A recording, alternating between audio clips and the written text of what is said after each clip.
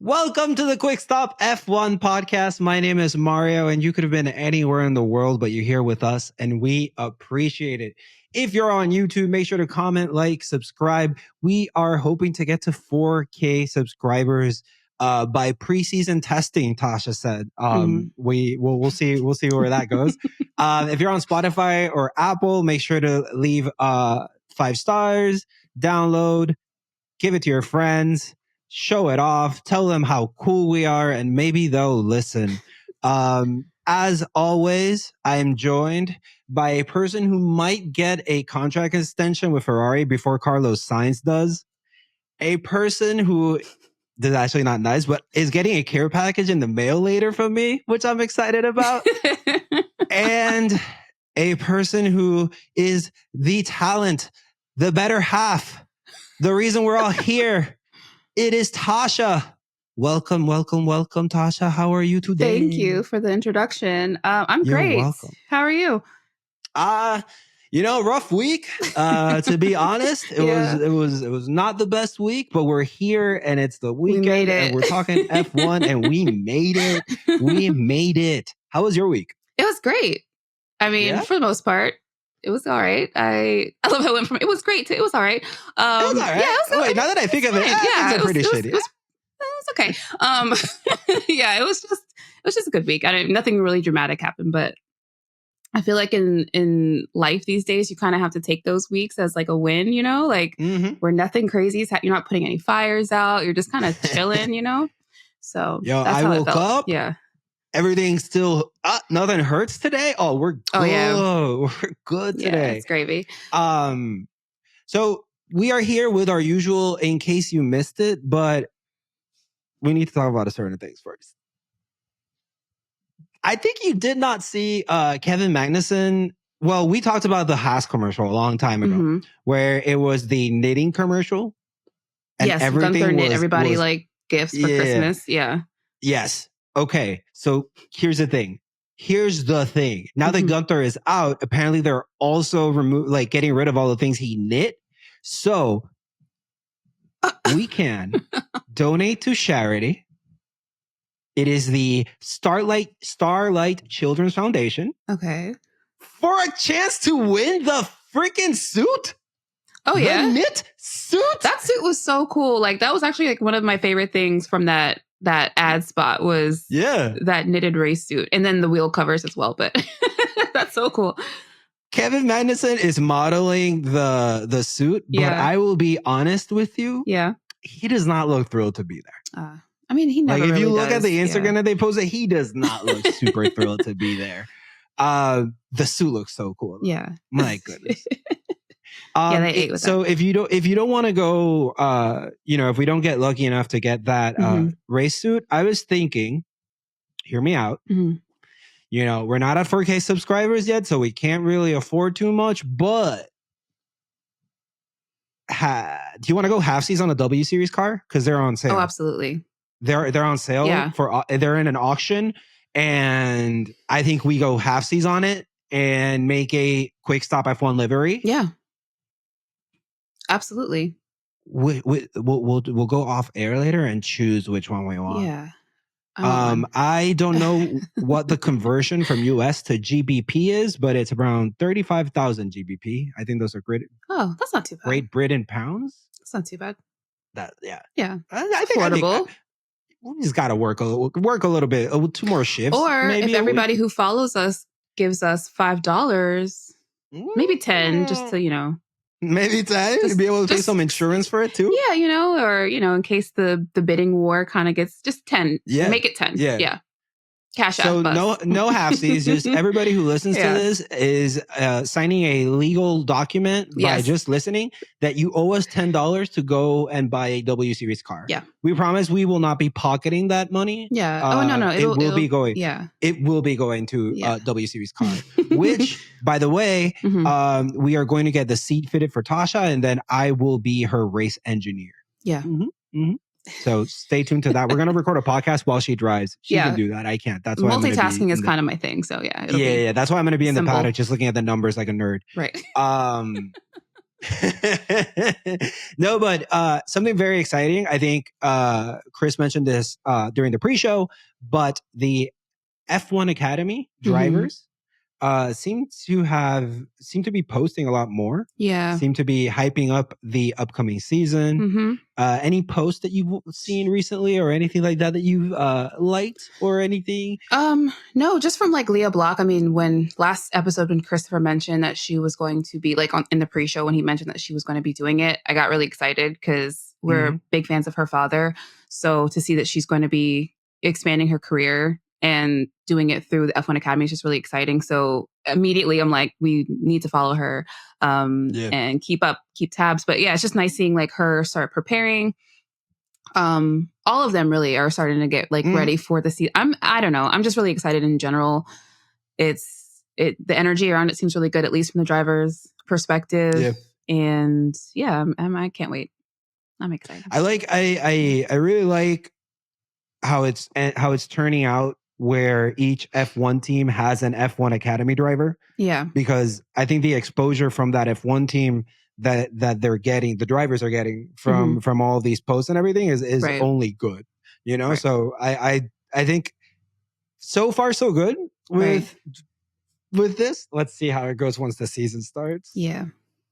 Anything else you saw or anything else you want to discuss before we go to our in case you missed it topic? Absolutely, because we've been asking for I don't know how many months now for a haiku, and we finally got one. Shout out to at the squirrel, aka Contosaurus Rex. Best username ever. No. Greatest handle, but greatest name ever. Like, wow, you really ate that. But also they gave us our haiku. So it says, "Quick stop Saturday. Mario, Tasha are great. Never skip this pod." Amazing. Thank you. Love we it. love to see it. Yeah. You made my whole week. night.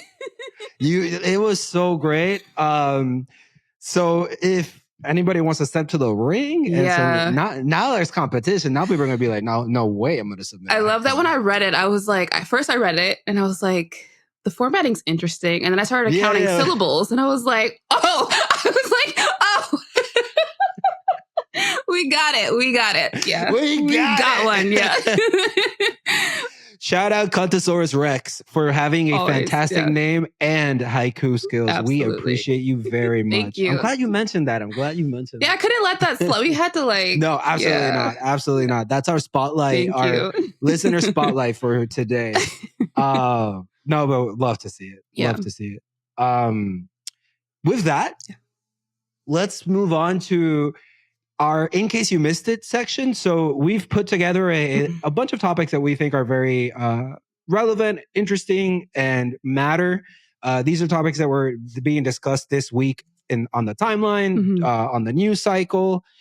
Obviously, there's things that we don't mention sometimes, but these are the things that we're interested in. If you've listened before, you know that some of these we have serious takes on. Some of these are more for fun. Starting with on the lighter side, Drive to Survive Season 6 was announced, going to be released on February 23, 2024, and it coincides with the final day of preseason testing at the Bahrain International Circuit. So, Tasha. Yeah. You and I have spoken about for Season 6. We've discussed whether we're going to do episode reviews and everything. Is there any storyline from last year or last season that you're like, I want to see what happens with the DTS treatment, or this is going to be interesting to see in the background for DTS? Well, I think my main thought with Season 6 is just how they're going to make anything out of this period. Like, it was pretty uneventful. But if they're going to do anything, they're going to exaggerate. So I do feel like George Russell, Lewis Hamilton, one-sided beef will probably be exploited for multiple episodes. Probably like, I don't know, the Charles Leclerc situation with Ferrari, just sort of like dropping the ball with the car. I don't know. I'm just, like I said, like, I feel like we're going to be scraping the barrel a little bit to see what happens. I feel like Williams will have a good episode, maybe. Yeah. You know, because that was kind of their bread and butter. Season 1 was the midfield teams anyway. And I do feel like Williams had a good kind of run for most of the season, and then the end kind of fell off. But I think they have enough to make it feel inspiring and better. Yeah, it was. I think there's going to be a Danny Rick is back episode. Yeah. Probably. I imagine it's going to be him just like coming in the last episode, or like some episode just like sitting down at the microphone like he did like last year, like all dramatic, like I'm back. I can see I think Carlos Sainz won a race last year or last season. I can see an episode where it's like that episode where it's Carlos winning, but also the Ferrari doesn't want to sign him thing. Yeah. Like drama. Yeah. I can definitely see that. Checo. Oh yeah, Checo. Oh God, you can have an episode on that could be a whole season. A season on Checo. A whole season. Have you watched any of the other like Drive to Survive style shows that have been popping up in other sports? No, I not even the tennis one? No. Not even the tennis one. Really? By choice or what? Yeah, just by choice. Like I just didn't feel like, I mean, I watched tennis all the time. So like for me, like I already know these people. Like Drive to Survive really impacted me because I wasn't familiar with anybody in Formula One. So it was like, this is all new information to me. So like a lot of the guys that are covered in the tennis show, like I'll watch it probably eventually, but it just like hasn't felt like a pressing thing to get to. I am curious like how they're kind of covering these athletes and covering the seasons that they're having, because some of these guys haven't really like broken through, you know, the higher ranks of the sport. So it is like a lot of journeyman there is like a journeyman aspect to it of like playing these, you know, lower ranked tournaments or just trying to grind it out. Cause tennis, you don't get a contract for X amount of dollars. You have to earn prize money. And so the higher you go, like everybody. And so, you know, like the best tennis players don't have a contract. Correct.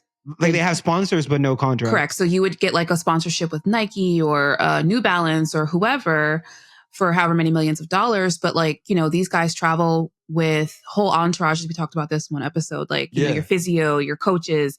You might have a whole like department of like press people that your publicist might come with you, like, and you have to pay all these people out of your own pocket. So it's like the stress of tennis is like, you have to go really deep in these tournaments because every round the prize money increases. So you get money just for making it to a later round, essentially. Yeah. So anyway, it is interesting in that aspect because your job security is not safe in tennis. Like you really have to work, but there's hundreds of tennis players, you know, so who can really get financial success really is kind of based off of the season that they're having and the mental, you know, strength that they are exhibiting, because it is a hugely mental game. So I guess I made it sound more interesting. That adds a whole nother layer to like the pressure to perform. Yes. Because I have a contract, I have a shitty game or a shitty race one day, and it's like, I mean, that sucked, but I wake up tomorrow, I'm still getting paid. You know, you're guaranteed something. Yeah.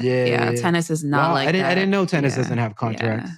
It's crazy. Makes sense because I never read about contract extensions or anything like that. Until we get to Formula One. Yeah, exactly. Yeah. That's interesting. So it is interesting. The other part is a lot of them are becoming like kind of like influencer. Like, you know, you'll see on their social media, they're posting the same shit that like bloggers or other, you know, influencers who aren't tennis players are posting because they're trying to make money. So it's very interesting. It's just very interesting. But no, I have not. I did see the tennis one because I don't know nothing about tennis. Yeah. And I did I think not golf. Full swing is the golf one. Mm-hmm.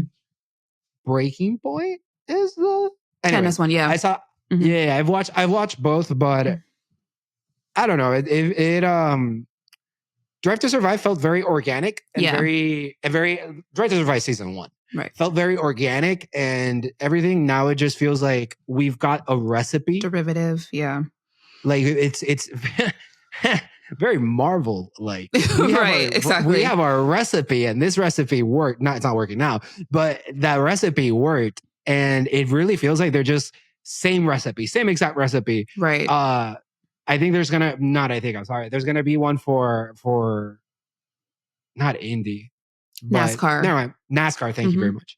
They're doing one for NASCAR. I know that they announced an NBA one, and it's like following the best of the best. Like LeBron is one of the persons that's gonna be on the show, which is ridiculous. Like, I know that there's like college ones on Netflix as well. Do you think? Two different questions. Question number one, or they're related. Do you think the market is already saturated with this kind of media? Or do you think another sport do you think they should try to apply it to another sport, for example? Or do you think we are at like a point where it's like, you can't just keep popping up these same exact documentaries? I mean, I think it depends on I think it just depends. Like, I don't believe that it's oversaturated. I do think that narrative-based docuseries and sports like have always been a thing. You have 30 for 30 on ESPN, but obviously it's 30 for 30 is such a good shout out. They have some amazing shows. And you think about like the Olympics, which comes around every 4 years, but like they spend so much time on like these packages, like Tasha is this broke whatever from this small town in the middle of the USA, but she has gold Olympic hopes, and they like suck she you does. In. So storytelling is a perfect way, honestly, to market sports. But I think you have to like Drive to Survive was so great because it kind of was like make or break for them, right? Like they needed to market the sport outside of itself. Because they were at a point, absolutely, like an inflection point where they needed it. They really did need it. And so it's a different kind of marketing. Tennis needs it too. I watch it all the time and I'm like, man, like if people only knew, the backstory for some of these guys, or, just really like knew the story of like what's happening currently in modern tennis. But I think the storytelling matters, like not just the show having it for, shits and giggles, but like what story you're actually trying to tell. And that's why I think DTS season 1 made so much sense, because they were focused more on like the mid-pack bottom tier teams and really like telling their story. Hence why Gunther became such like a breakout kind of star from that.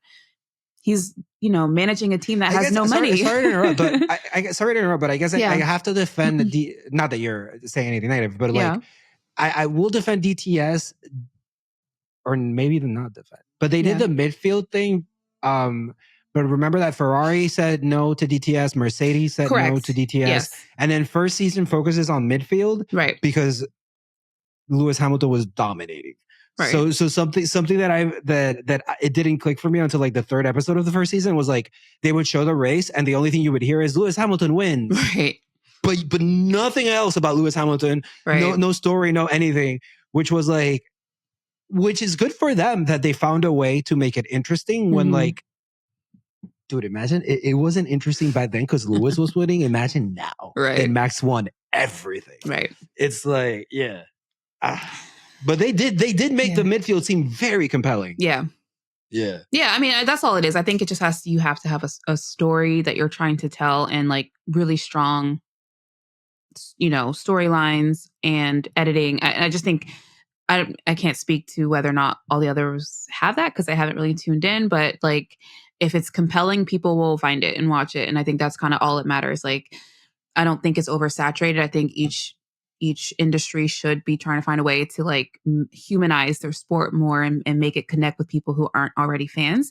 So I just think I think you need to be like thoughtful about it and intentional, and not just like react and say, oh, we need to do our own version, but like not have any of the things that made Drive to Survive successful embedded in the DNA of your show. So that's what I think it would be, last thing I'll say is like, I think it would be cool to have a DTS style show, but every episode is a different sport. Because I was thinking like, imagine not DTS, but like imagine a show, like I would watch the chess version of DTS, for example. Yeah. But maybe chess isn't big enough to hold a season. So maybe you get an hour 15 episode of like a chess version of it, and then you like do different sports. I think it would be cool. But I agree with everything you said. It would be, the reason I say chess, or like imagine even like cricket in like in the US, you do an episode and it's like you get people to learn about that not so big / popular / mainstream Yeah, sport. you get attached to it, and then you're like, I need to tune in. Yeah. No, and I think it all boils down to what you said is like you need to do a good job about storytelling to humanize the people that are part of it. And I think that's how you hit success. Yeah. Speaking of success, the Survive to Drive book by Gunther Steiner popped off. It got some bestseller traction, which I don't even know enough about the bestseller list, but how serious are these bestseller lists? I don't know. They seem like everybody is a New York Times bestseller these days. Right. So Steiner is working on the second book, and I just got some quotes from him talking about the first book. Apparently he had people saying that he was distracted, but what he said was, I think people are imagine I try to make a Gunther Steiner accent while I read this. I would. I think people are overrating how much of a distraction the book is, because it actually isn't a distraction from my daily job. Even writing the book, obviously, a ghostwriter does it for you. Obviously. Now I've got time, but even now we do. Oh, by the way, he says now I've got more time because this interview was after getting let go from Haas. So he says that now we got more time, but even now we do 2 sessions a week of half an hour. And he says that you speak with him, but it's not like I spent days speaking with him. I know most people have spent. This is very Trump-like of him. He says, I know that some people have spent days speaking with these people, but I didn't. He didn't, because he's very efficient. Right. The one thing that I found interesting, the ghostwriter, I'm a child. The ghostwriter called James Hogg, and I just find that name very funny. Hogg has previously worked on projects with Damon Hill, Johnny Herbert, and Jason Plato. So basically, we've got the second Gunther Steiner book.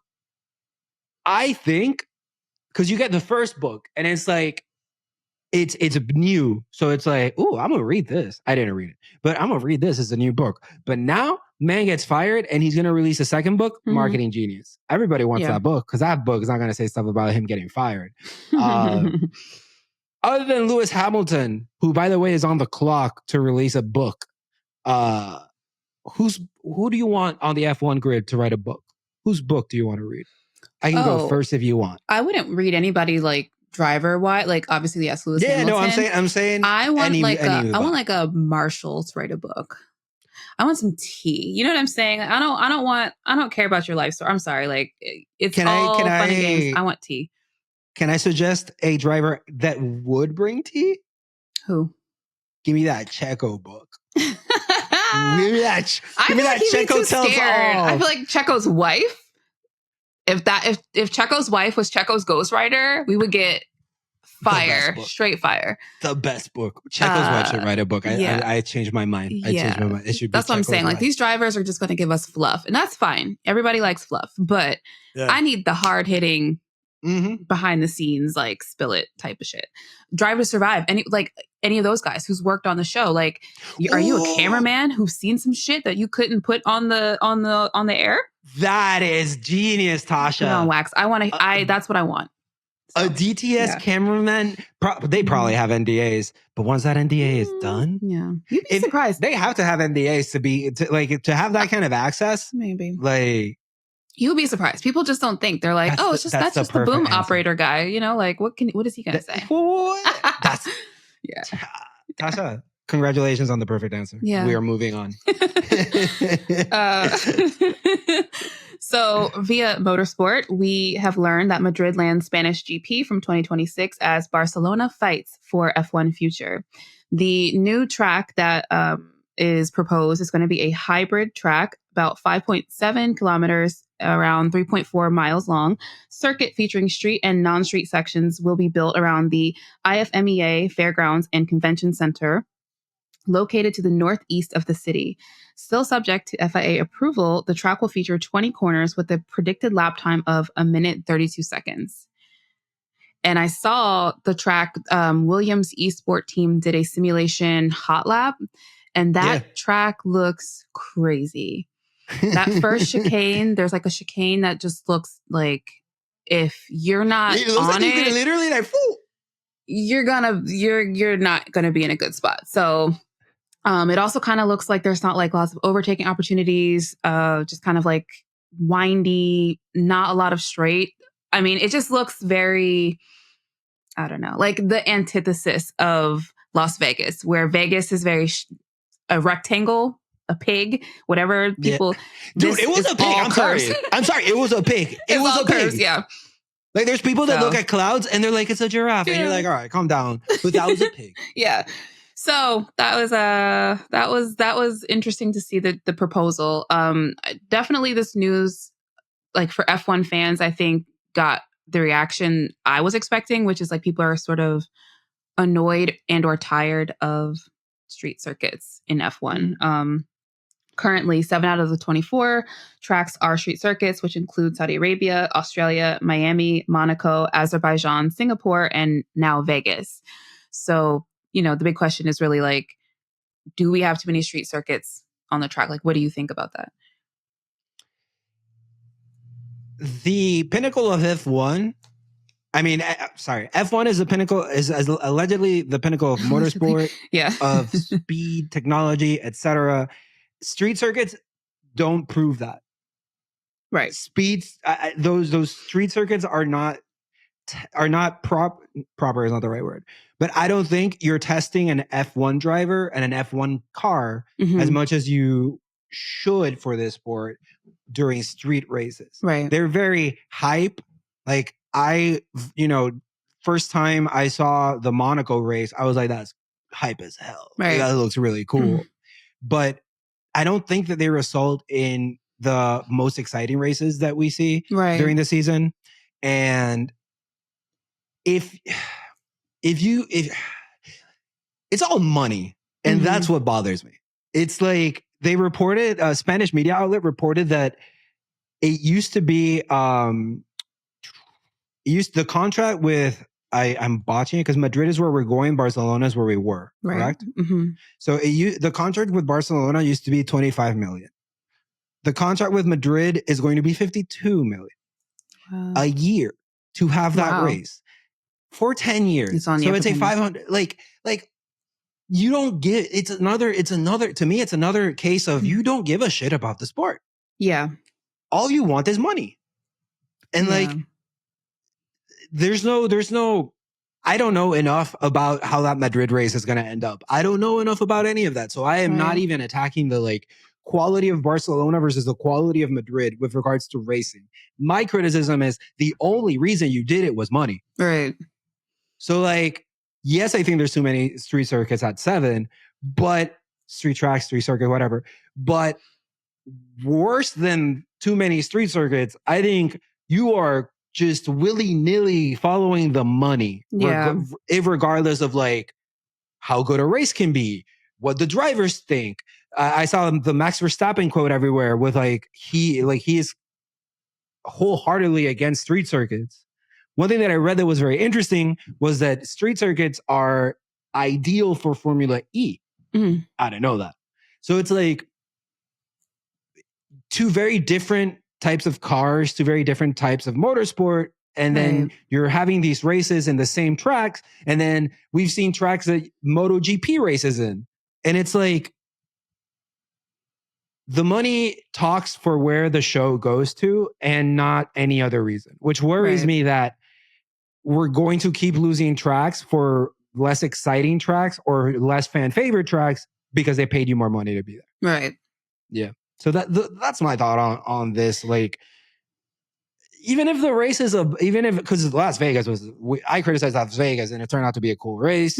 This might turn out to be a cool race, but it all is to the opposite of organic. It's all fabricated. It's all We're hoping. It's all fabricated. It's all forced.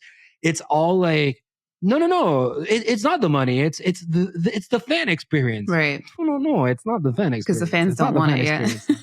Because the fans don't want. Yeah. What do you think? There's too many street circuits? Do you what would you do to address it? Or I don't know. I mean, yeah, I do think that there are too many, especially with the size of these cars, how heavy they are, how long they are. They're just they can't overtake each other.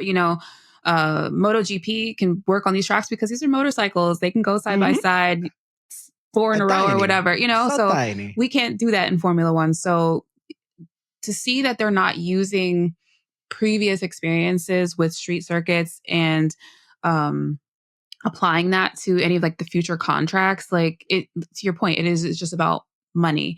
And it's a shame because obviously the fan experience should be the number one thing.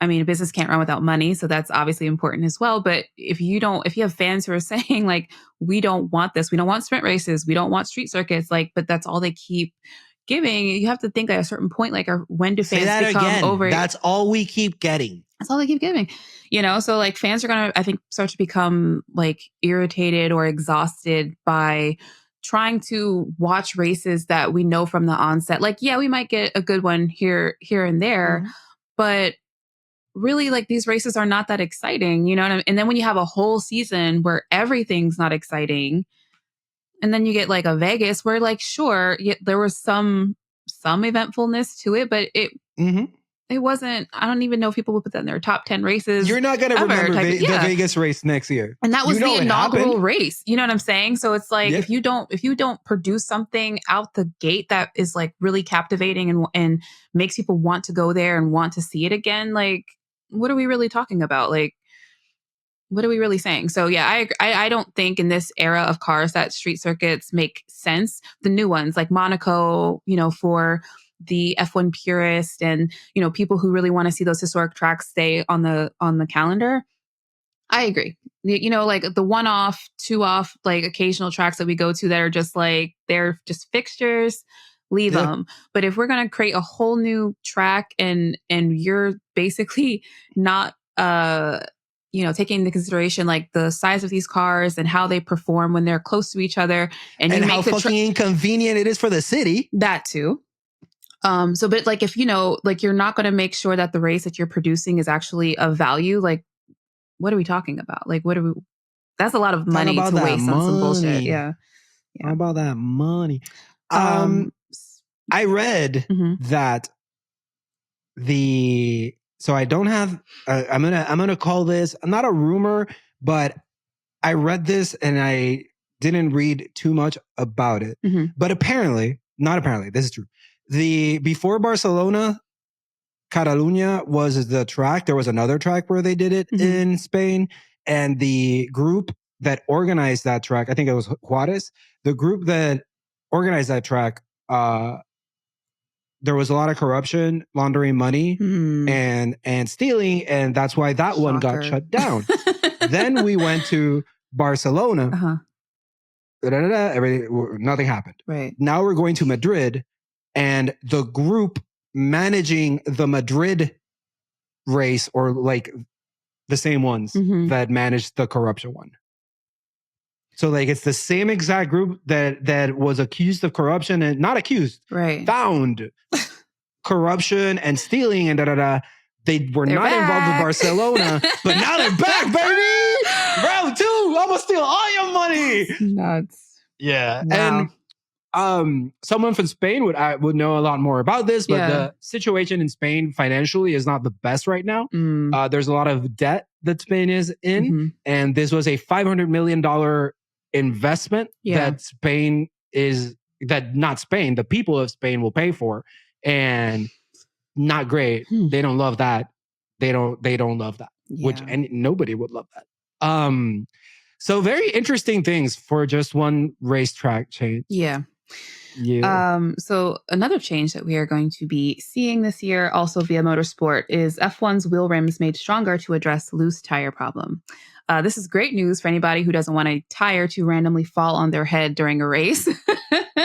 Last season, we saw, I think Brazil 2023, Alex Albon got into an incident at the start. His tire came completely off the rim, bounced up in the air, landed on, and then it kept bouncing and rolling until it stops. But the major issue with the major issue right now is that the way the rims are exposed to the side forces has triggered damage that has at times led to the tire itself popping off the rim and coming loose. BBS, who produces the rims, which I did not know about, and I was actually kind of surprised to learn that was BBS. I don't know what BBS is. What's BBS? BBS, I mean, they're a manufacturer of tire rims, but usually you see them, or I have seen them on cars that are like vintage cars or show cars. They usually are very like flashy, high end. I always associate BBS with like the gold spokes. Okay. I don't know. We'll look it up later. But basically, yeah, they just manufacture rims of all types. I just didn't realize that they were associated with Formula One. I didn't even think that another company manufactured their rims. Anyway, very cool. So BBS said in regards to this that the background of the MK2 development is that compared to the era of 13-inch wheels, 18-inch wheels are subject to greater side impacts from the outer rim of the wheel, resulting in more frequent side impacts and resulting tire loosening. The development of this was actually initiated in response to a request from the FIA, and the new MK2 rims look identical but have been strengthened considerably to better resist impacts. MK2 has no change in spoke shape compared to MK1, said BBS, which is the MK1 is the current version that isn't strong enough for the side impact. So very interesting. I'm glad we won't see that because it was kind of a problem. I mean, besides that Alex Albon thing, there were like multiple occasions where tires were coming off or coming loose. So I'm glad that they're kind of addressing, not kind of, they are addressing that and changing it for the upseason. Yeah. Very cool. When did this come out this week? The article, it was from this week. Nice. Mm-hmm. Very cool. I didn't see that. Right. So Ferrari has new engineers arriving in Maranello from Red Bull and AlphaTauri. Mm-hmm. So during this season, Vasseur had long talks with Christian Horner. If you remember, Laurent Mekies? Yeah, let's say Mekies. Laurent Mekies is now going to be the... Tasha, what do I do? Do I say the name? Do I say AlphaTauri? I say AlphaTauri. Just like I call V-CARB. X Twitter, like I'm never changing. Yeah. Ex AlphaTauri team principal, trying to obtain advantages for Ferrari itself in exchange. What does this mean? The former Renault Frenchman, Vasseur, has attained a discount on the gardening period of some engineers who are already in service in Maranello. They are in the GES department, which relates to performance and tires. What I find very interesting, right? So we've talked about the gardening period before on the podcast. Yeah. Where it is the time that once a person stops working in F1 team, that F1 team can tell the person, you cannot do anything in F1 for this amount of time. Like basically conflict of interest or competition clause. Vasseur and Horner just got together, a little powwow. Right. And they're like, Horner was like, I want Laurent Mekies. And Vasseur was like, I want these engineers from you. And they just arrived at a little agreement between themselves where it's like, let's cut these gardening periods for Mekies and you cut the gardening periods for the two engineers that are coming here. And then they can start working on each other's team quicker. Tasha, do you think this is okay? Do you think these conversations should happen between two team principals and that's it? And that's like, I mean, I kind of don't know. I don't know who the third party, I guess, would be in this. I feel like if the two team principals are okay with this, because I mean, they're the ones swapping employees, then yeah. I mean, I feel like Vasseur, he at least made sure that he got something out of it, because he is giving up, one of his guys to be a team principal for another team, a rival team. So, for him to be able to get, a few guys and have them only I think a 6-month gardening leave. So basically they can essentially start to work almost right away. I feel like he did a good job of negotiating that. I mean, as much as you can, but yeah, I'm not really sure who the third party in this conversation would be. I'm not sure.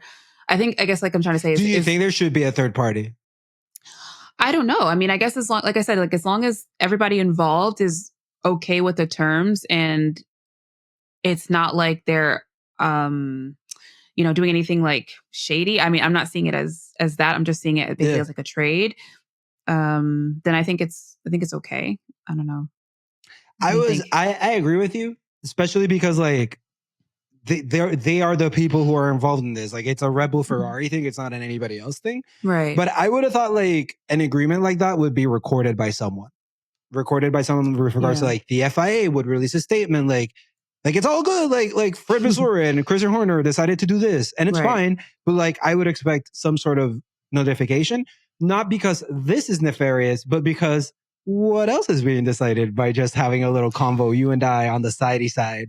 I mean, and that's the whole thing with, this entire sport is it's run so much like that, despite having a gigantic rule book, despite having contracts that we talk about every single day, like there's still these side backdoor agreements and conversations happening that heavily impact the product, like what we're actually seeing, So yeah, for me, it is very interesting in that regard because it's like you said, it's just like, well, two team principals want to negotiate something off the books that's on the books technically as well, then I guess let them do it. Because what else are you going to say? Like nothing really is policed in Formula One. So it's kind of the wild, wild west in that regard. It really is. It really is. They just be doing whatever. Yeah. Speaking of people doing whatever. Yeah. You've got the next one for us. Wow. So last episode, we kind of chatted a little bit about the team name ridiculousness that we've been seeing. You have Kick, Sauber, Steak, whatever, like that whole thing. Then you have Visa, CashApp, Redbull, RB. No. It doesn't stand for Redbull. No. It doesn't stand for Redbull. I'm sorry. No. No. I'm confused. No. I'm confused. It doesn't stand for Redbull. It's RB. It's RB, but not Redbull. So since last week, that name was confirmed. That will be the new team name for AlphaTauri, which I will continue to call them that because I'm not saying all that. I'll call them Minardi before I call them Visa CashApp RB.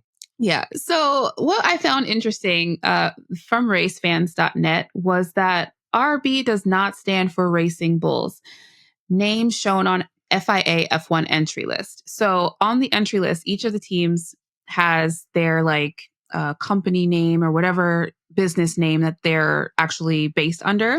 And RB is stated under, or Racing Bulls is under the RB team. Yeah. But they're saying that Racing Bulls is not what those initials stand for. No. They are saying, quote, that its RB identity is intended to bring their branding closer to that of Red Bull. The connection was less obvious when they competed as AlphaTauri, prior to which they spent 14 years using the name Toro Rosso, which is Italian for Red Bull. The team now refers to itself as V-CARB. What the hell is a V-CARB? Cool name. V-CARB? That's such a cool name. That sounds like some engineered drink for you to get all your daily macronutrients. That's exactly in what one 8-ounce bottle. Like V8 juice, but the next one. The next one. Yes, this all your protein, carbs, everything. It's like carbohydrate. There's the bad carbs, and then there's the V carbs. Oh God, it's horrific. Then you have the article also from racefans.net, which the team, so Red Bull, basically is saying that it's not just a name change. Red Bull wants its second team to be title contenders. It says, Red Bull has formally confirmed a change in priorities for the team, having been launched as Scuderia Toro Rosso and charged with bringing future champions to the grid. The team declared it is now reborn with an expanded mission to battle for the sport's biggest prizes. So, I feel like in the last week, we have learned that AlphaTauri, going through a huge rebrand, to become this team that, according to Red Bull, wants to bring itself closer in identity to the mother team, right? Or the sister team, whatever you want to call it. So I was really confused. After we spoke last week on our episode, I still had a lot of thoughts because, branding, marketing, all that stuff. I think about it a lot. And this is just one of those cases where I feel like, what are we supposed to get from this? Because number one, the team name just sounds ridiculous. 2 title sponsors and then an initial that doesn't mean anything, apparently. What am I supposed to call this team? RB? No, That's absolutely not happening. I personally use that as a shortening of Red Bull. I always have, like if I'm on Twitter or something. And Everybody. it's not really a name. Like, how do you refer to an F1 team as just RB? You know? It's kind of weird. You would probably call it Visa CashApp before you call it RB. What do I look like? Just saying sponsor names. Like, I'm not marketing for, no one's paying me to walk around saying Visa CashApp all day. Like, if you want to send me a check, great. But you know what I'm saying? Like, no one's calling Mercedes, Petronas, AM, whatever. We're all saying just Mercedes or just Red Bull or just McLaren. Like, every team has title sponsors in the full name. But every team also has a standalone name that they can be referred to as. So I think RB being the standalone name is very like strange. I also find very strange the like voice of their team on social media. Mhm. It's the new car who dis. Let me see. What else did I have under here? New car Interesting who that they say dis. new car. Interesting that they say new car who dis because it's not a new car. It's Red Bull's Right. car. We would have seen this car, a little bit of this car before. The Instagram bio says a Formula One team working weekends, always pure vibes. Like, We've talked can we buy a comma? about humanizing brands. Yeah. And this is an example of the failure and cringe. Taking it, way too cringe. Yeah. It feels like their branding is going through like a generator, you know, just like random words that young people say, and then just like, absolutely great, copy paste, put that in the bio. Like, what do you mean? This is your brand direction. Phrase generator. Hello, fellow youths. Like, this is a hard launch. Like, can we be so fucking for real for 2 seconds? What are we talking about? You know, like with Kick, you know, at least hey, kids. Right. Hey kids. Got some candy in the back. Like, don't fucking Visa do that. Visa cards. Yeah. Not someone Visa cards. Yeah, you guys want some cash apps sent to you? Like, I can't. Oh. It's crazy. And so like with Kick, at least you kind of know like they can afford to be a little bit silly, loose with it because like it's temporary. You know, like it's a placeholder kind of team and a situation for them. But what am I supposed to? It feels temporary as well for this team that's been on the grid for over 14 years at this point, right? Like they are a fixture, right? In F1, and their branding is not unique to them as a team. Their branding is tied to their sister team who calls all the shots, really. So this is what Zach Brown was talking about when he said... This is what Zach Brown was talking about. The lines are getting blurred. Like, when we talked about Andretti and like, you know, they were saying, well, you know, if you Tasha, wanna... how does Andretti feel right now looking at this? How does Andretti like imagine being Andretti and seeing that confirmation for Visa CashApp RB. We like, this is value? But they were, exactly. You have to bring value. We need teams to bring value to the grid. And this is what's there in its place. And like, that's why I guess for me, I'm just sort of like, it was last week, it was like, haha, like this might be kind of funny. But now I'm like, okay, how am I supposed to take you seriously? Because on the one hand, you're saying we want to be title contenders. We want to be competitive. You know, we're not just the feeder team to Red Bull. But now you're also saying we are completely attached to Red Bull. You know what I mean? They are our life force, you know, essentially. And there's nothing identifiable about us as a team. There's nothing. They didn't take one opportunity at any point in the launches and the releases of this information to be like, this is who we are. And I just feel like, how does that doesn't lend to the narrative of like that we're totally separate from Red Bull. It just makes it feel even more knit together than ever. AlphaTauri didn't have... I'm starting to think whoever's related to branding on that team, because AlphaTauri, the brand was connected to the clothing line. Right. And the clothing line was like as vanilla and like meh as possible. As possible, right? Mm-hmm. So then I would say that the identity of AlphaTauri is in the clothing and the car. Very bland. And now it's like you put, like you said, you put the whole brand through the generator. through the make me cool generator. And this is what they ended up with. Right. This is where we landed. Which to me feels like they never intended for them to have their own identity anyway. Like it's always been Red Bull representatives saying, no, we're not associated that closely. Like we don't share stuff. We're not that close. Like, it's always them kind of saying that like it's what we're seeing is not what we're seeing. But like this to me feels like you hire a brand firm who God bless whoever they are, unless they did it all in-house at Red Bull, which is also a possibility. But like, I would buy that. Think about like going to get a company branded, the experts who you go to are going to like try to get you to create an actual identity in a sea of sports teams and logos and everything, like storytelling we talked about earlier. Like what story is being told here? The only perception I have is that you never intended for them to be that separate from you in the first. The thin veil was never really intended to be anything more than that. Just like very like flimsy, very like take our word for it that we're not really related. But when you look at all the evidence, like it just doesn't. The math isn't mathing. You know what I'm saying? It's interesting because Red Bull is actually a really good marketing company. Yeah. That's all they do. Red Bull has insane marketing. Absolutely. So when they do this, it just gives like, we don't care. Right. It gives very unserious, like, and I can't imagine being Andretti or whoever wanting to get into the grid, be like, this is the shit that like is being chosen over me. Right. Like it's crazy. It's insane. I really like that dad gave me permission to race next year. Because that's what it is. Like Horner's like, they can compete now. But with like, who? Because like, let's be real. They're not going to let them compete with Red Bull. Like, come on. They can compete. They won't, but they can. So it's just going to be them siphoning points off of other top teams, I guess. Or I don't think they're going to compete. That'd be crazy. Yeah. That'd be crazy. I don't know.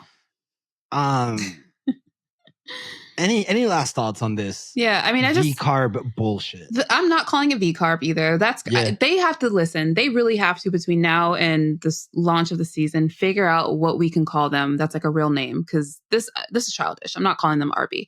But I do remember like during our Christmas episode with like Nasha and Tandy, they were asking like, what's one thing you're maybe looking forward to in the new season?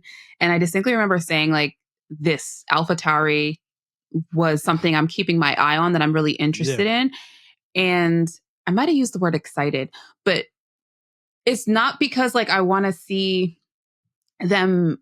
It was more to do with this. Like now that we're getting more information, like how they're actually branding the team and moving forward, I was more interested in like how tight are they trying to keep it? Like how separate are they trying to like make it? At least AlphaTauri, didn't really have the visual ties to Red Bull, you know what I'm saying? Like in the name or whatever.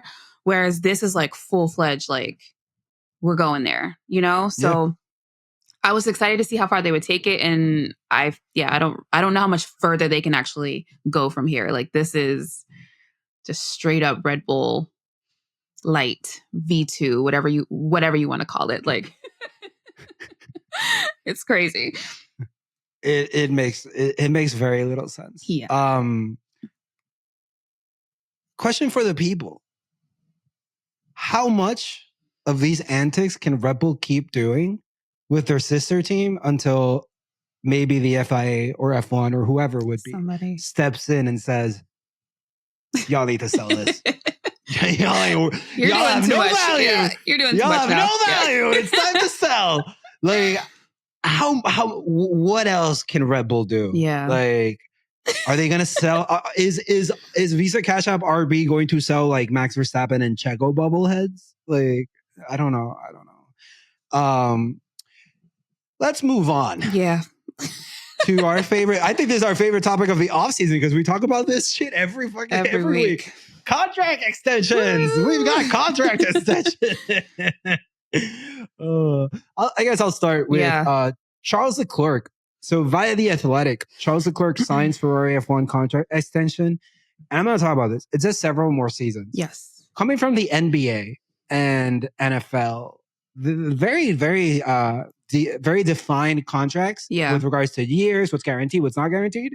And that shit comes out to light even before they announce it. Like the leaks are everywhere for that. Right. I just interesting to me that the wording is extension for several more seasons. Yeah. What does that mean? And last year, we didn't even know George Russell was racing 2024 just because the contract was like, took forever. Right. But Leclerc, a 5-time Grand Prix winner for Ferrari, was out of contract at the end of 2024, but was widely expected how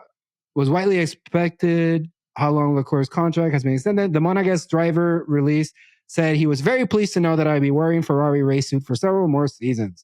Vasseur, which we talked about this preseason. Yeah. Vasseur says, not preseason, pre-show. Vasseur says, we are determined to give Charles a winning car. Tasha, have you ever heard Vasseur said, I'm trying to get Carlos Sainz a winning car? They do not care about that, man. Trying to get Charles Leclerc a winning car a lot. Charles Leclerc co-created the music for his announcement video. Yeah. And I thought that was kind of fun. Yeah. His video, I mean, speaking of like things that Carlos Sainz does not get, like Charles, this is announced with like this beautifully cinematic video with lovely piano music playing dramatically, you know, underneath him explaining like why he loves his Ferrari family and how he can't wait to, you know, continue there. And you get to the end credits and it's like he also helped co-create the music that was playing in his driver. And Carlos Sainz has never gotten anything this beautiful to announce anything. So they love not even his. Where's the win video, Ferrari? Where's the video about his win? So dramatic and artistic. Where is that? So yeah, very interesting. I think neither of us are surprised. Yeah. By the Leclerc signing. I think Leclerc is going to be in Ferrari until the very end. I think it's Stockholm syndrome at this point. Honestly, if he likes it, I love it. You know, if he's I mean, listen, he's so young. A lot of them, these drivers are just, you know, hoping to have a career like what Charles has at Ferrari. Mm-hmm. Like, you know, so I feel like from that standpoint, this is what he's wanted to do. This is his dream to drive for Ferrari. Like, this is all he's wanted. He's living his dream. They 1000% make his life harder, you know, with strategy. With not getting the car right. Fred's basically, you know, vowing that they're going to restructure everything and change the car. So I feel like he's holding on to those promises like kind of close to heart. Like, you know, I trust that this is going to take me to the next step. I hope that trust pays off. Yeah, like I can be the one to fix her. Yeah, because I feel like with everything, I mean, I do think that Charles is a great driver, especially for the team. Like there are times where he's definitely tried to outdrive the car and has resulted in crashes and unnecessary errors on his part. But he's fast. You know what I'm saying? So I feel like if Ferrari can match his energy and give him a car that can be at least consistent with, like, I think that in the horizon for him is at least to be more competitive. I don't know if a driver championship, I don't know if the team, you know, can get there right away, but in the several more seasons that he's there, I hope that it's a possibility at least.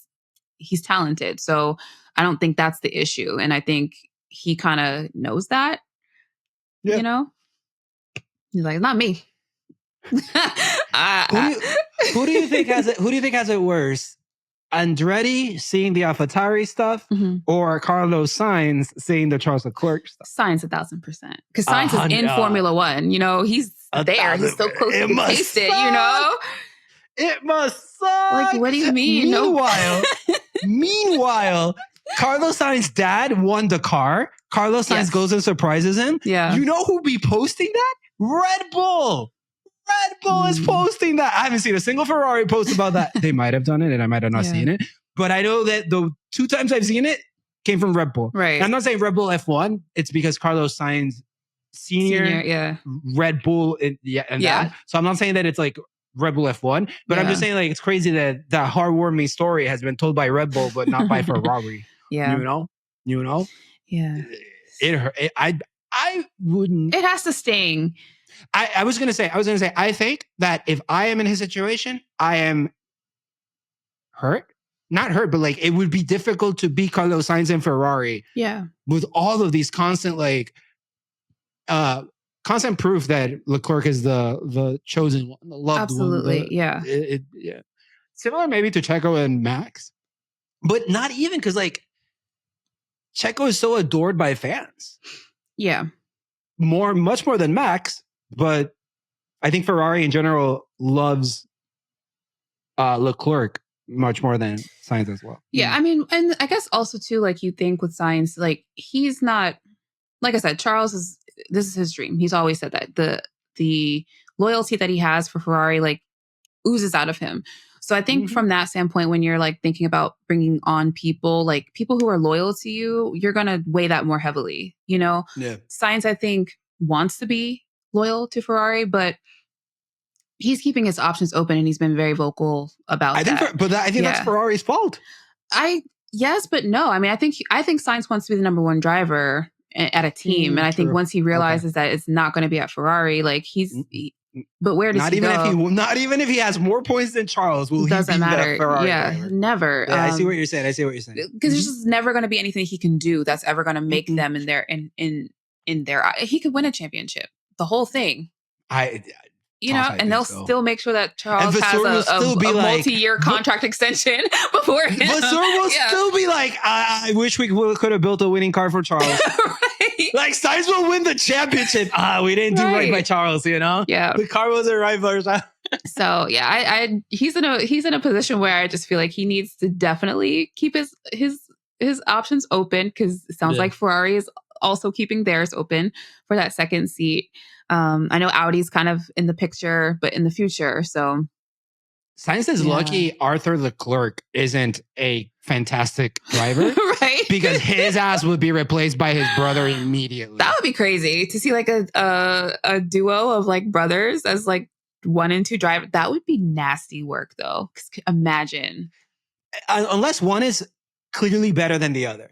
Which is the case with Arthur and Charles. Yeah, but imagine two brothers, two equal performance brothers. That nasty. That would be insane. I used to joke because there's brothers in the NBA. There's been brothers in the NBA. And I joked with my brothers like, yeah, what were you doing at 30? Oh, like this and that. What are they doing at 30? Making millions of dollars as brothers in the NBA. Yeah, we're just the same. Yeah, exactly. What do you got for us next? Unless you have something else on Leclerc before we move on. No, actually, but speaking of his brother, he actually just got announced today as a Ferrari development driver. So this is like his 3rd or 4th year with them. Yeah. He's moving up to development driver. And I mean, I don't know. It's just interesting. Imagine? Again, the family aspect of what's going on with Charles is different than I think what other drivers have on other teams. Yeah. Like Charles is Ferrari. Family. Yeah. Charles is Ferrari. Yeah. Like similar to how Hamilton is Mercedes. Yeah. Which I think is which I do think, and I mean, as we talk about the next guy as well, like I do think there is something to these teams having a long-term anchor driver, if you will, like a fixture on the team who's like stable, a leader, you know. So let's look at it this way. Yeah. I read the top 5 drivers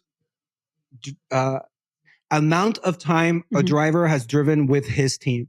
So like amount of GP, I'm sorry I explained it so terribly, but how many times Lewis has driven the Mercedes. Right. How many times this person has driven it? So the top 5 list is Lewis number 1 with Mercedes 222. And then 4th or 5th on the list is Max. But after next season, Lewis will be 1st, Max will be 2nd. I say that because there's 24 races and Max is less than 24 races away. So your top 2, the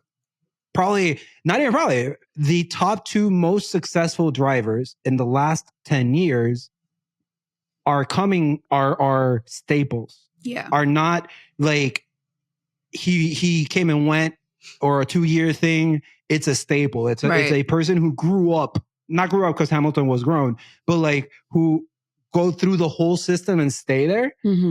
Like, so I think that's the way. Like that's the way. Yeah, and keep that second you set seat. Yourself up. Yeah, exactly. And then kind of keep that second seat flexible and move people in and out like as needed. But yeah, I do think because it's typically so volatile and everybody's moving around, like you don't really get a chance to be stable. You don't really get a chance to like mesh with your team, you know? So I think that there's something to this strategy of keeping guys around for multiple seasons and growing with each other. But yeah, it's just very interesting seeing who those drivers are.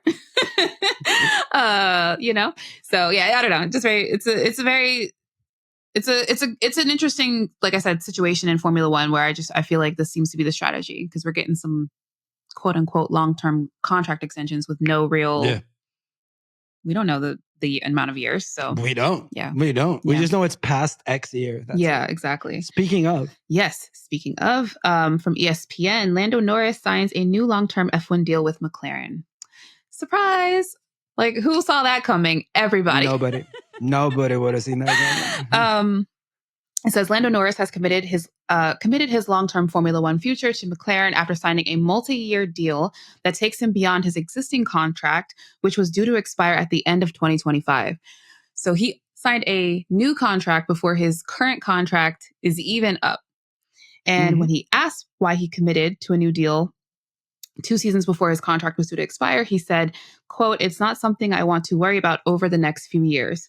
And just going into 2026 and those years of new regulations and everything, it's not something I or the team want to be thinking of or focusing on or spending any time on in such an important couple of years. Yeah, simply because I can. I'm comfortable. I'm happy with where I am. The team are happy with me. So it's an easy decision." Must be nice. All I can think about when it comes to Lando is, yes, it must be nice to be so whelming and have such like job security. Do you know what I'm saying? Like, you were the prince that was promised and really haven't made good on any of that yet. Not horrible, but not a revelation by any means. Not what he would. Not what was promised. Yeah. So I think he's already been there for what, 6 seasons. We have not a win in sight. And to have job security like that is inspirational. I'm sorry. That's an act of resistance. Do you know what I'm saying? I could be great at my job, but I'm just going to come in and like collect my check and you're going to love me for it. And yeah, I think that's remarkable. That's probably the most remarkable thing I think that he has done as an F1 driver, you know? So good for him. Tinfoil hat on time. What's up? What if Oscar actually becomes better than Lando next year? And it's like, Lando's just trying to get security that he can stay in McLaren, even if Oscar overtakes him as the better driver. I think that's feasible. Again, I don't think Lando is a bad driver by any means. He definitely has still like a lot of like growing to do, you know, to me. I feel like he's just not there mentally. And, you know, he's done things and said things kind of in the past. One thing he said in the present that we'll get to in a second, that just kind of like, I don't feel like he's that guy. And, you know, yes, he can, long-term job security in Formula One, I think is the goal for most of these guys at this point. But Oscar comes in, he's like kind of a breath of fresh air. He immediately makes an impact. Like, he's not a better driver than Lando by any stretch, but you can see that he's adaptable and he's teachable, and the stuff that he needs to learn comes with time anyway. So, you know, whether that's tire management or, you know, how he manages his races, like that will come with more experience. So, but what he was able to accomplish just in the first year is, I think, impressive. Yeah, super impressive. So, yeah, I would be a little nervous if I were Lando. Like, just a little. Like seriously, just a little. But like Charles Leclerc to Ferrari, like to McLaren, like he's their son. Like that's Zach's baby. That's, you know, Zach's boy. So I don't think he's under threat in that way. But having a long-term contract when everybody else doesn't, like, you can relax. You know, you can relax. So hopefully that will accomplish that for him, and he can kind of sink in more. Because I do think after 6 seasons, like what are we doing? You know, like that's a long relationship. That is for them to not really have that return on. So, I don't think that I've seen enough change these last 6 years from Lando. Yeah. Because he still talks the same way to engineers. He still he's very gets immature. in his head. Yeah. He still makes mistakes, which is fine. Everybody makes mistakes, but like, I don't know. I don't think we've seen that much growth. Yeah, I agree. Yeah. So another area where I feel like he has not grown, I think, is his opportunity to grow. Fight. Like Lando, you got to fight. Sky F1 asked him in an interview if he was scared to join Red Bull to face Max Verstappen, and Lando says, "Is Max one of the best drivers ever in F1?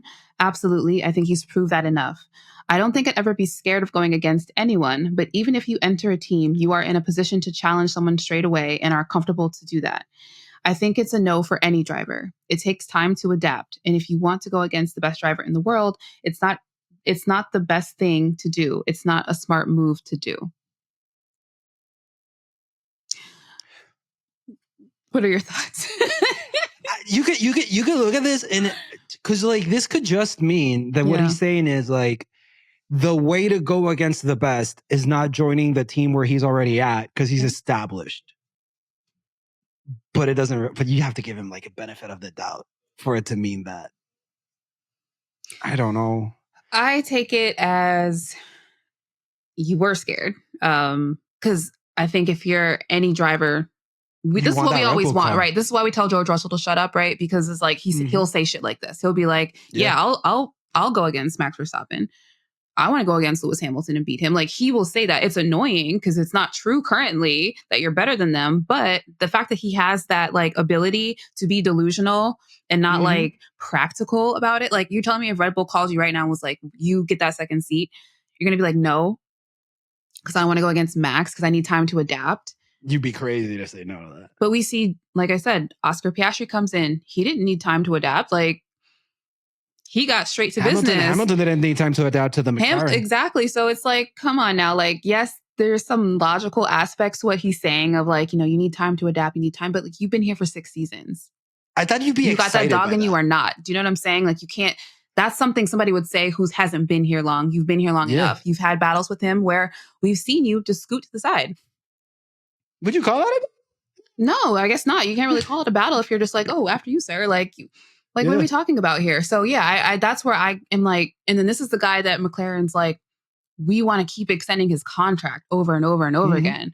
Like, what do you mean? Like, what do you mean? Because the car can be. Go ahead. No, go ahead. I'm sorry. No, you go ahead. Remember when Hamilton was asked like mid-season about Checo? Yeah. And Hamilton's like, "I would love to drive the car. Right. I would love to be Max Verstappen's teammate." He wouldn't be having the season he's having if I was. I don't think Max Verstappen would like that, but I would love that. Like, talk your shit. I would love that shit. Like, put me in, coach. Put me fucking all inside that Red Bull. Exactly. Put me the fucking inject it. And that's kind of what I'm saying. There's certain drivers on the grid. You give them that hypothetical situation, and they're gonna be like, "Yeah, I would do it." If it's true or not, why does it matter? But like the perception that you are confident in your ability and in your skill as a driver is, I think, the important thing.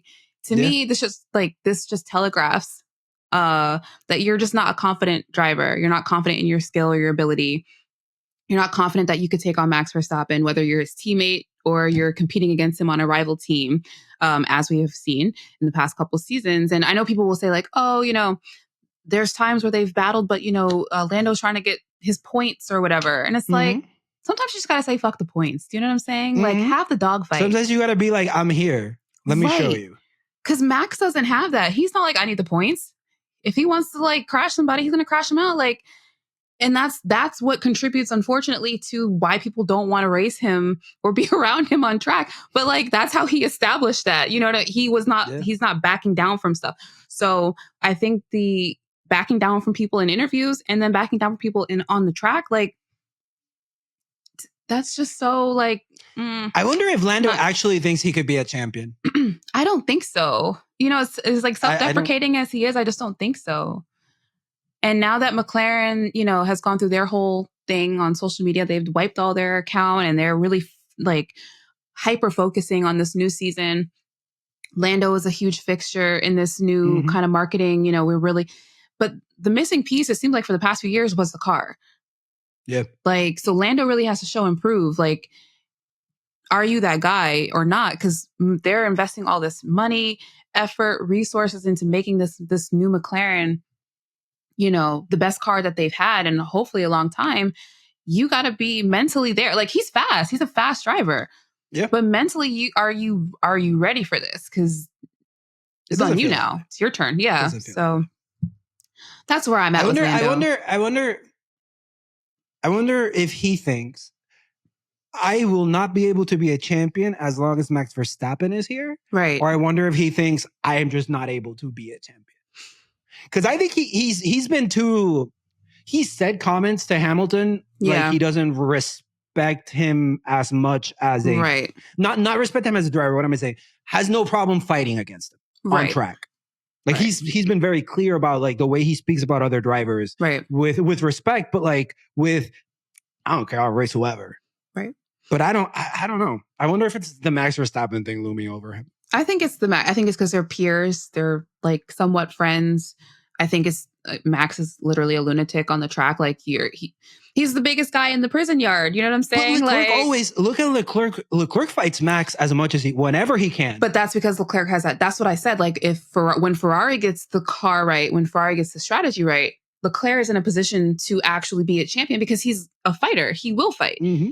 He can be goofy sometimes and make mistakes, but like a bozo sometimes. He's a little bit, but he goes for it. And Lando has not shown that. And it's like you're sometimes in positions where like you don't have to be like cautious or, you know, you can make a bold move and try to like just establish yourself as somebody who's like not to be messed with on the track. Like, fuck the 6 points. You know what I'm saying? Like, it is You're what not it winning is. the championship, so really, your pride is on the line. Care? You know what I'm saying? Yeah. So that's where that's where I'm at. Like, sometimes you just got to fight and be a fighter, and I don't think he's a fighter.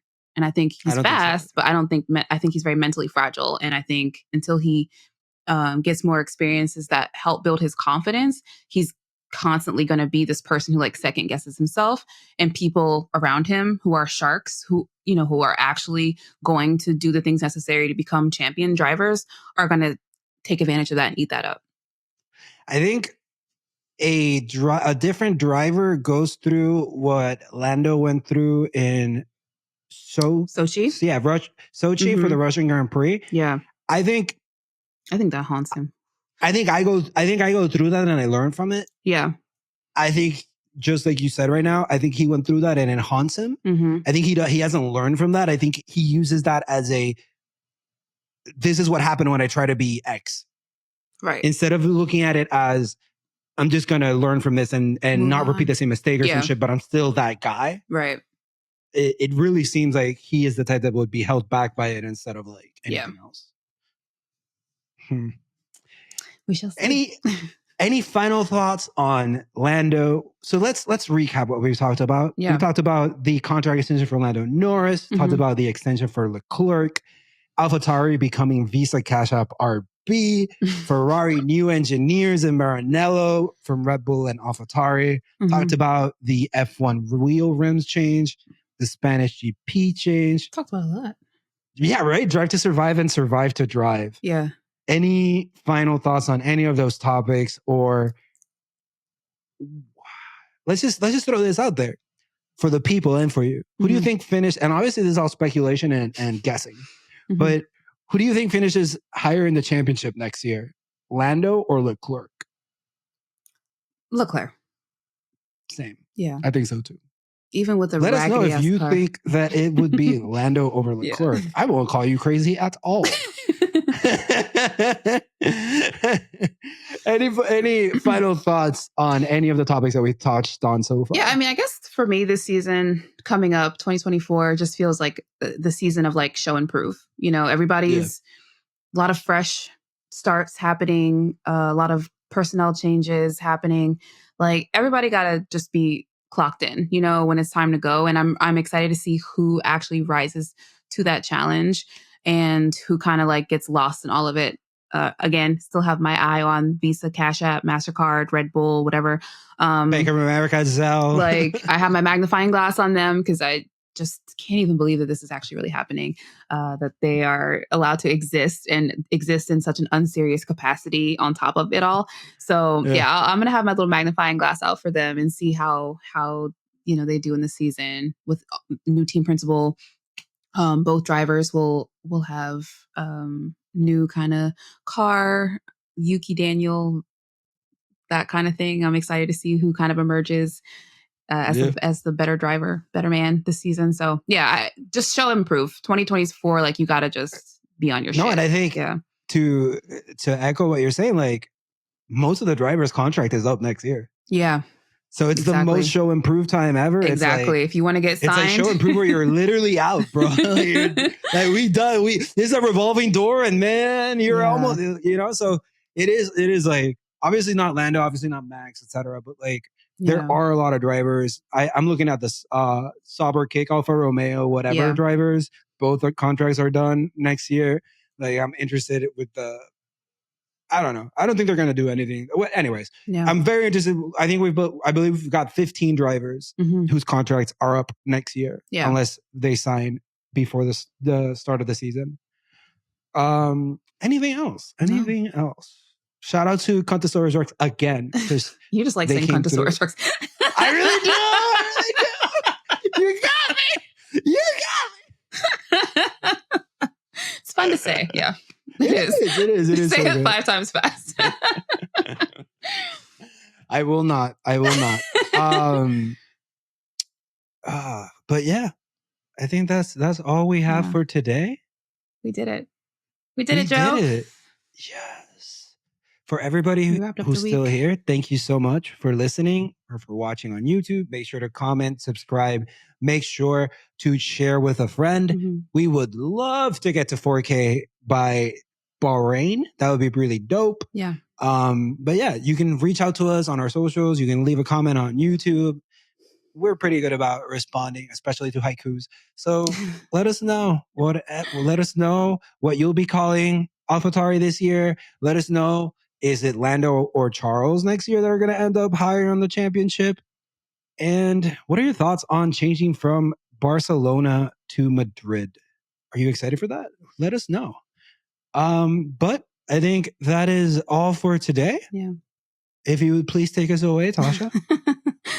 Thank you guys, as always, for listening. Thank you for the haiku, Contosaurus Rex. You like saying it too. It's a great thing to say. Oh my God. It's a great thing to say. It's amazing. And yeah, thank you guys again. We really appreciate you all being here. And remember, no matter what happens in life, keep on the black stuff. Bye. Look, mate, if you've got this far, clearly you like what we do. So here's a link to subscribe to the Quickstop F1 family. Give that a click. And here's another link to some more cool on our channel. Sorry, cool stuff. And remember, no matter what happens, keep it on the black stuff. Click the stuff. Click the links.